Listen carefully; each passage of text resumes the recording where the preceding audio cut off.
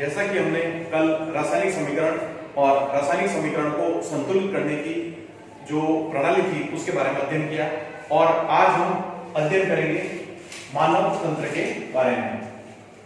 मानव तंत्र को पढ़ने से पहले सर्वप्रथम हम समझेंगे कि हमारा शरीर किस प्रकार और किन से बना हुआ है। हमारा जो शरीर है वह कोशिकाओं से मिलकर के बना हुआ है। कोशिका हमारे शरीर की मूलभूत इकाई मानी जाती है। मानव जो कोशिका होती है वह हमारे शरीर की एक मूलभूत इकाई है और कोशिका कार्यों के आधार पर अनेक प्रकार की होती है। हमारे शरीर के अंदर कुछ वसामय कोशिकाएं होती है जो कि हमारे शरीर के अंदर हमारे चर्म के निचले भागों में पाई जाती है। तंत्रिका कोशिकाएं होती है जो हमारे शरीर की सबसे लंबी कोशिकाओं में से एक मानी जाती है। रक्त कोशिकाएं पाई जाती है जिनमें श्वेत रुधिर कणिकाएं, लाल रुधिर कणिकाएं, डिंबाणु इत्यादि पाए जाते हैं। इसके अलावा कुछ पेशी कोशिकाएं पाई जाती है और ये जो कोशिकाएं होती है ये हमारे संपूर्ण शरीर के अंदर ऊतकों का निर्माण करती है। तो जो कोशिका होती है वे कोशिकाएं जो संरचना में समान हो एवं कार्यों में समान हो तो वे कोशिकाएं आपस में मिलकर के ऊतक का निर्माण करेगी। इसके पश्चात ये समान संरचना एवं समान कार्य करने वाले ऊतकों का समूह हमारे शरीर के अंदर अंग का निर्माण करेगा और समान संरचना एवं समान कार्य करने वाले अंगों के समूह को हम तंत्र कहेंगे और यह तंत्र मिलकर के मानव शरीर का निर्माण करेगा।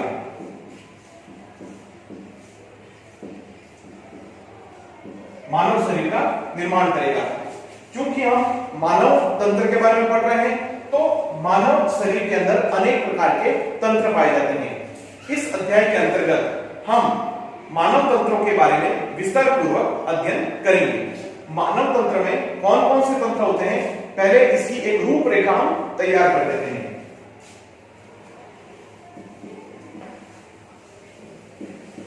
मानव में मुख्य रूप से पाचन तंत्र, सेकंड नंबर पे आपके आता है इसके अंदर श्वसन तंत्र,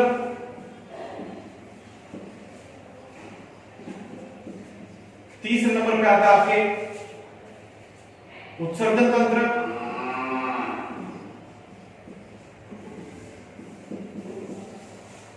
उसके पश्चात आता है आपके परिसंचरण तंत्र,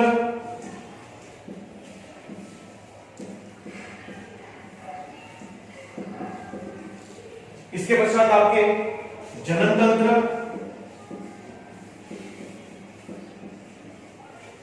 ये जो प्रमुख प्रमुख तंत्र है। इसके अलावा तंत्रिका तंत्र,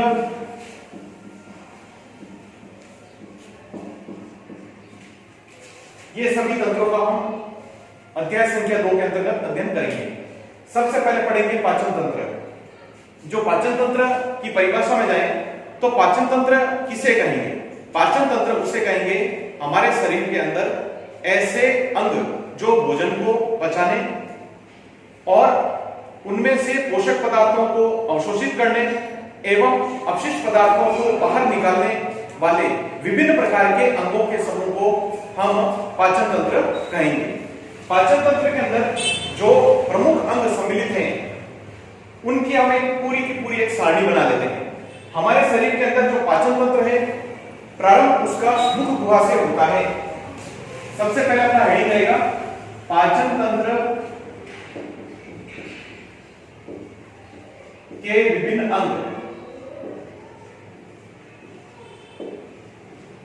मानव पाचन तंत्र के अंदर कौन कौन से अंग होते हैं वो देखते हैं। सबसे पहले मुख गुहा। हमारे पाचन तंत्र का प्रारंभ मुख गुहा से होता है। दूसरे नंबर पर आता है ग्रसनी। तीसरे नंबर पे आपके आएगा ग्रास नली।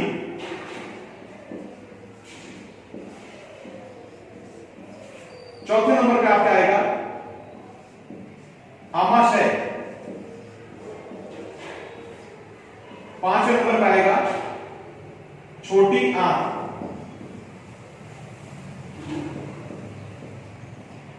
छठे नंबर पे आएगा बड़ी आंत, और सातवें नंबर पे आपके आएगा मलाशय।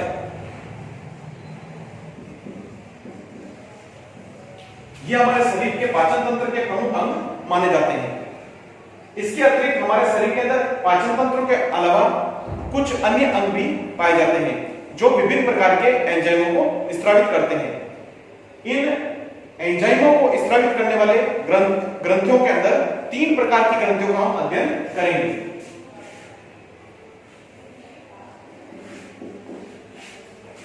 स्राव करने वाली पाचक ग्रंथियां।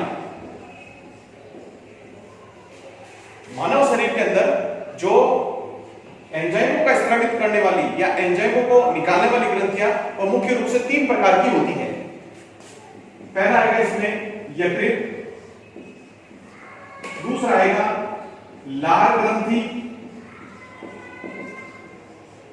और तीसरे नंबर पे आएगा आपके अग्नाशय ग्रंथि।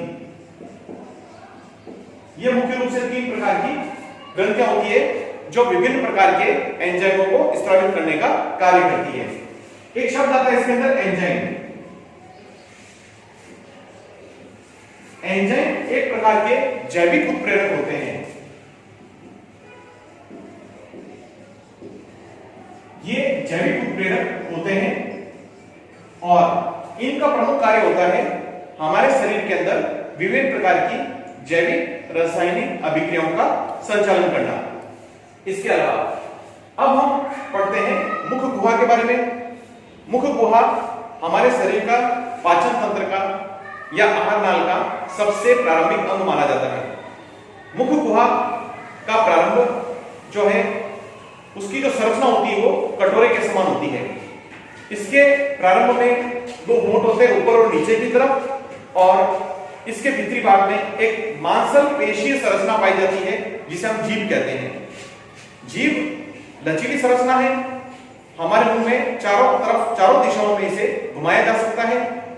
होंठ जो होते हैं हमारे वे भोजन को पकड़ने एवं बोलने की क्रिया में सहायता प्रदान करते हैं, और हमारे मुंह में 16 + 16 32 दांत एक वयस्क व्यक्ति के मुंह में पाए जाते हैं। यदि हम अपने दांतों के संदर्भ में बात करें तो हमारे मुख में एक सांचों के समान संरचना पाई जाती है जिसे अपन मसूड़ा कहते हैं। सांचों के समान संरचना या सांचे के समान संरचना।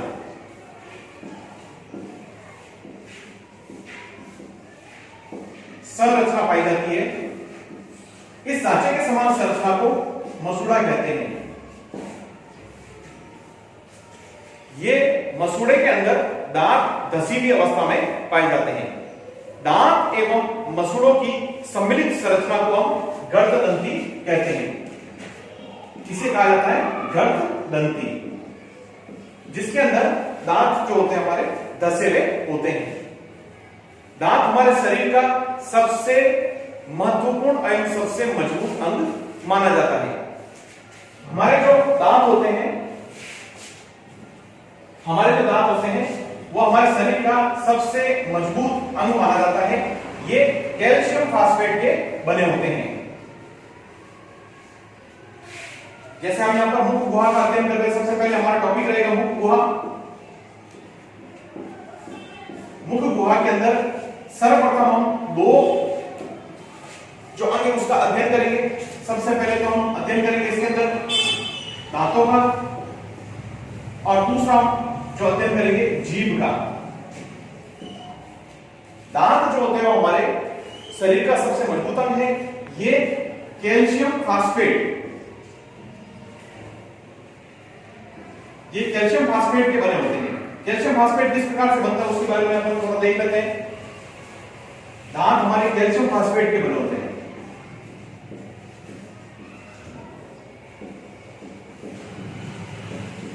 किस प्रकार इसका अणुसूत्र होता है वो भी देख लेते हैं। Ca+2 PO4-3, ये चेंज कर दो इसकी संरचना Ca3 PO4 2। इस प्रकार से कैल्शियम फास्फेट के बने होते हैं। हमारे मुख में गर्त दंती के अंदर दांत धसी हुई अवस्था में पाए जाते हैं। हमारे मुख में द्विबार दंती पाई जाती है। हमने लिखा है इसको द्विबार दंती संरचना। द्विबार दंती संरचना क्या होती है? हमारे मुख में दांत दो बार निकलते हैं। प्रारंभ में जो निकलने वाले दांत होते हैं वे अस्थायी होते हैं, जिन्हें दूध के दांत भी कहते हैं। और इसके पश्चात जो दांत निकलते हैं, यानी 3 से 5 वर्ष की अवस्था के बाद वाले दांत, वे मजबूत दांत निकलते हैं, जिन्हें स्थायी दांत कहा जाता है। हमारे ऊपरी जबड़े में 16 और निचले वाले जबड़े में भी 16, कुल मिलाकर के दांतों की संख्या 32 होती है। यदि हम दांतों के प्रकारों के बारे में अध्ययन करें तो मुख्य रूप से दांत 4 प्रकार के होते हैं।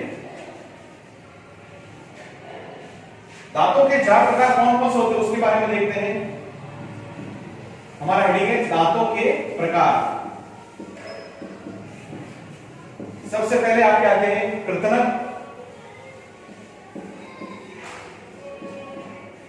ये जो दांत है ये 6 महीने की उम्र से निकलना प्रारंभ हो जाते हैं और ये भोजन को कुतरने का कार्य करेंगे।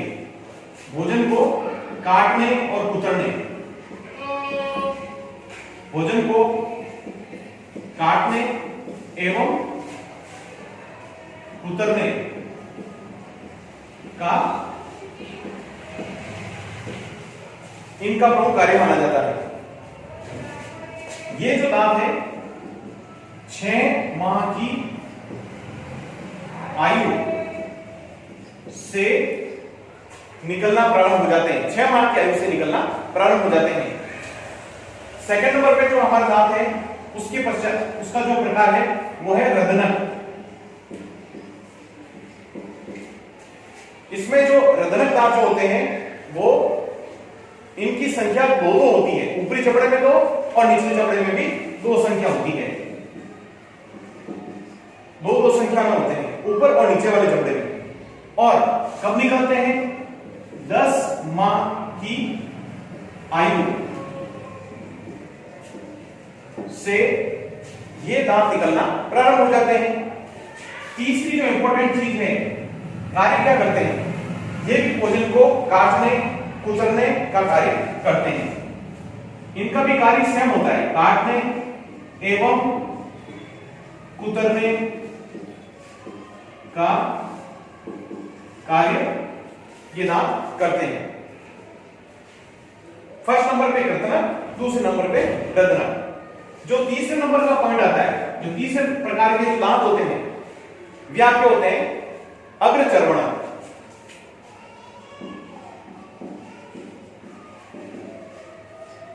ये जो अग्रचर्वणक जो दांत होते हैं इनकी संख्या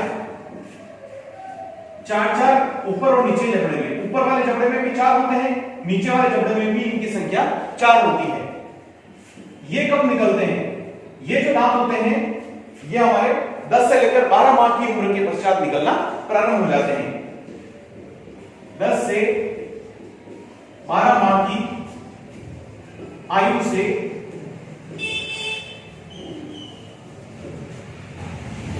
निकलना प्रारंभ हो जाते हैं। 10 से लेकर 12 माह की आयु से निकलना प्रारंभ हो जाते हैं। और इनका कार्य, ये भोजन को चबाने और पीसने की क्रिया में सहायता प्रदान करते हैं। भोजन को चबाने एवं पीसने क्रिया, भोजन को चबाने एवं पीसने की क्रिया में ये सहायता प्रदान करते हैं। नेक्स्ट अपने जो अंतिम पॉइंट है चौथे नंबर का, चर्वणक दांत। चर्वणक, ये जो दांत होते हैं ये मुख्य रूप से 15 माह की आयु से निकलना प्रारंभ होते हैं। 15 माह की आयु के पश्चात ये दांत निकलना प्रारंभ होते हैं। दूसरा, इन दांतों की संख्या जो होती है वो ऊपर और नीचे जबड़े में, ऊपर और नीचे वाले जबड़े में 6 होती है। तीसरा जो बिंदु है, ये दांत भी भोजन को चबाने एवं पीसने का कार्य, ये दांत भी भोजन को चबाने एवं पीसने का कार्य करते हैं। इस प्रकार से हमारा ये दांतों का जो टॉपिक है वो समाप्त हो जाता है। अब हम पाचन तंत्र का जो दूसरा महत्वपूर्ण अंग है जीभ के बारे में थोड़ा सा अध्ययन कर लेते हैं। जीभ एक ऐसी संरचना है जो हमारे मुख गुहा के अंदर पाई जाती है। यह संरचना लचीली, पेशीयुक्त, मांसल, लचीली, मांसल एवं पेशीयुक्त संरचना है। जीभ की ऊपरी सतह पर अनेक स्वाद कलिकाएं पाई जाती हैं।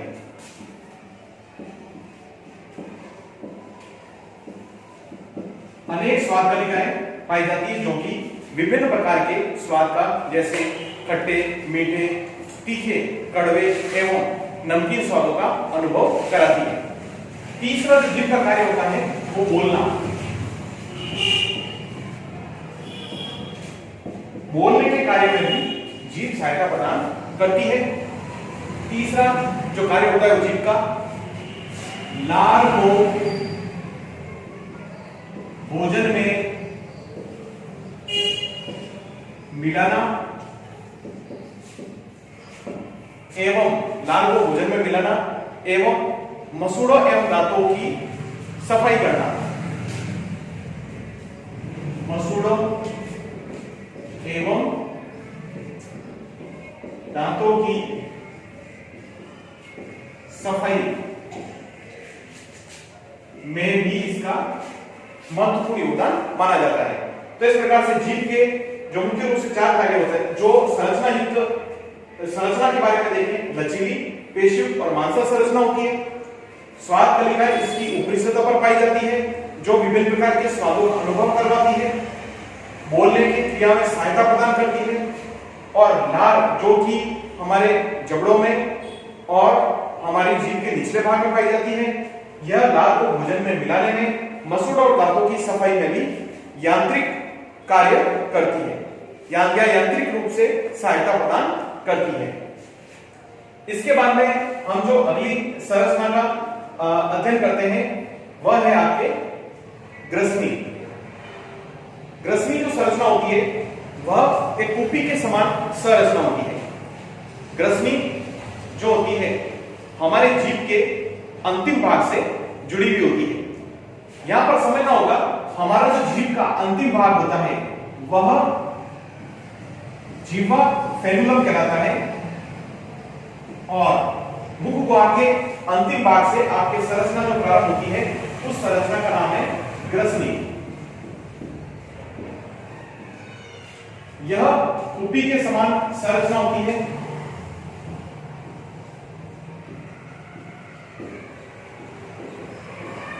यह कुप्पी के समान संरचना होती है और मुख गुहा का अंतिम भाग कहलाती है। इसे मुख्य रूप से 3 भागों में बांटा जा सकता है। फर्स्ट नंबर पे होती है नासाग्रसनी,